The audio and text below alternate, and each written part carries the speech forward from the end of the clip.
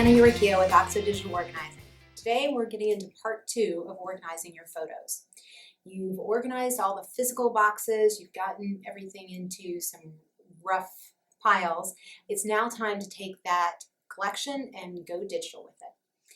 First and foremost, before you do anything, address your backup. Because once you're talking about electronic files, you need to make sure you have that digital insurance policy in place. So whether you're going to be scanning to your PC, you need to make sure that that PC is backed up, again, with an on-site and an off-site plan. Or if you're just going to be creating CDs or an archive on a hard drive, make sure that you're going to have redundant copies of that and you can store at least one of those somewhere else. Now, once you've addressed the backup, it is time to digitize. That is where you're going to be scanning all these physical photos and putting them into an electronic file. Now, this step is going to look a little different for every person. Now, based on your knowledge of how to scan, the equipment that you determine that you're going to need, and the time that you're willing to put into this process, those are the things that are going to be you need to take into consideration and decide if you're going to outsource this process, do it yourself, or maybe do a combination. Maybe you decide to rent some really good equipment, but do the actual process yourself. Again, this step can be something that can be done in an afternoon, or it may take a few weeks depending on the size of your collection and the method that you choose.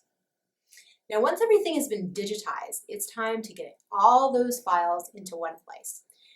If you've outsourced and the company gives you, let's say, a hard drive or some CDs, you want to upload those to your computer.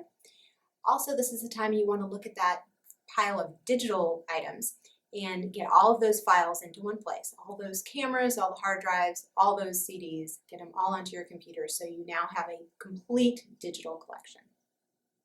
Next up, it's time to use some type of software. I highly recommend using a digital organizing software such as iPhoto, Picasa, or one of the other many softwares that are available. These are going to allow you to add really important information to all of those photos. This is where you're going to decide on the who, what, where, and when of your photos, and this is how you'll be able to search and organize that in your system. Last but not least, it's time to share and enjoy those great photos.